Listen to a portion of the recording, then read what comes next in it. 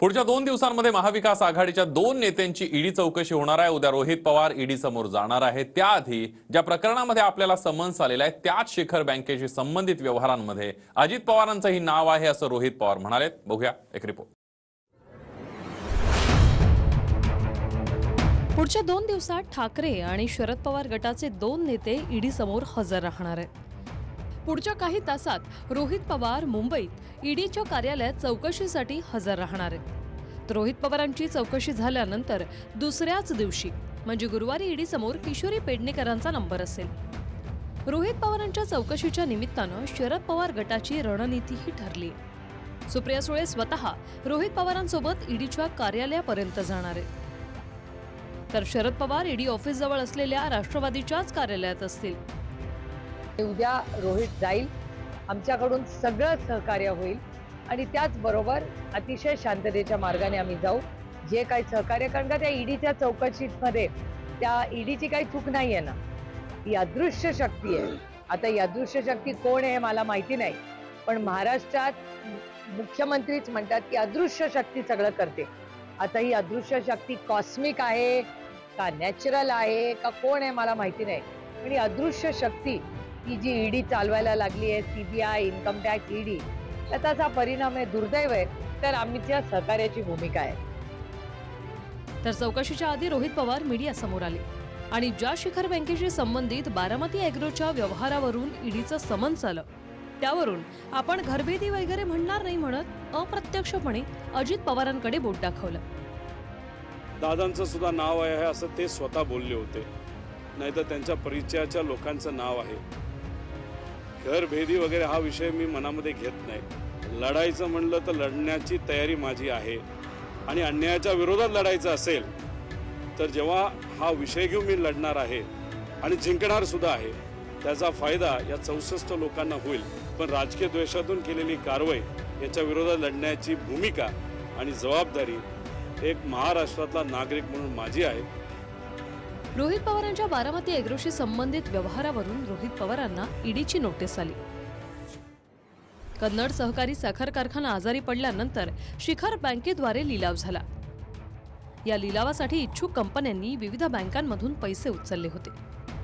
अवघ्या 50 कोटीत बारामती ॲग्रोनं कारखाना खरेदी केला असून लिलावात घोटाळ्याचा आरोप आहे। या लिलावात ज्या कंपन्या सहभागी झाल्या त्यांच्यातही एकमेकात झालेले आर्थिक व्यवहार संशयास्पद आहेत। मात्र महाराष्ट्र कोऑपरेटिव्ह अर्थात शिखर बँकेशी संबंधित प्रकरणात आपण एकटेच नाही तर अजित पवारांसह जवळपास 60 जण सहभागी असल्याचं सांगत रोहित पवारांनी दादांचं जुनं स्टेटमेंटच वाचून दाखवलं। ईडीची कारवाई सुरू झाली त्याचा अर्थ इलेक्शन जवळ आलं, पण माझी केस जी आहे ती थोडीशी वेगळी आहे। माझ्यावर जी काही कारवाई नाही तर चौकशी सुरू आहे ती महाराष्ट्र कोऑपरेटिव्ह बँक या विषयाच्या बाबतीत आहे। याच्यामध्ये फक्त माझाच कारखाना आहे असं नाही, याच्याबरोबर 60-70 लोकांचे कारखाने सुद्धा नाही तर कंपन्या इन्व्हॉल्ड आहेत। जे चौकशीला बोलवलेलं आहे त्या ठिकाणी ते चौकशीचा सुद्धा राजकीय इव्हेंट करू पाहतायत। एका बाजूला ते म्हणतात की माझ्यावर ही ईडीची चौकशी लावण्यामागे कुणाचा तरी हात आहे, त्यांना केंद्रीय यंत्रणांच्यावर त्या ठिकाणी कुणाचा तरी दबाव आहे असं सूचित करायचं आहे। एका बाजूला ते म्हणतात की कर नाही तर त्याला डर कशाला, आणि जर चौकशी करता त्यांना जायचंच आहे तर त्याच्याकरता कार्यकर्त्यांचा लवाजमा घेऊन जाऊन शक्ती प्रदर्शन करण्याची आवश्यकता काय आहे। रोहित पवारांनंतर ठाकरे गटाच्या नेत्या आणि मुंबईच्या माजी महापौर किशोरी पेडणेकर ईडी समोर चौकशीसाठी हजर राहतील। कोरोनात बॉडी बॅग खरेदीत घोटाळ्याचा आरोप पेडणेकरांवर किरीट सोमय्या यांनी केलाय। महिन्याभराआधीही ईडीनं त्यांची चौकशी केली। आता पुन्हा ईडीने त्यांना बोलावलं असून हायकोर्टातून पेडणेकरांनी अटकेपासून संरक्षणाचा दिलासा मिळवलाय। 14 फेब्रुवारीपर्यंत सक्तीची कारवाई नको असे आदेश हायकोर्टाने दिले, तर उद्धव ठाकरेंनी सत्ताधाऱ्यांना इशारा दिलाय। हे सगळे माझे शिवसैनिक, तुम्ही त्यांच्यावरती आज खोट्या राजन साळवी आणि कुटुंब आता सुद्धा आलेत, मला भेटले, नाही वाकणार नाही म्हणाले, झुकणार नाही। संजय राऊत तुरुंगात जाऊन आलाय, संजय राऊत तुरुंगात जाऊन आलेले, पण हे अचानक सगळे तुम्हाला भ्रष्ट वाटायला लागले.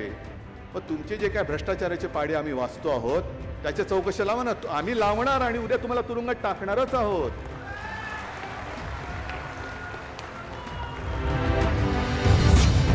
Bureau report, TV9 Marathi.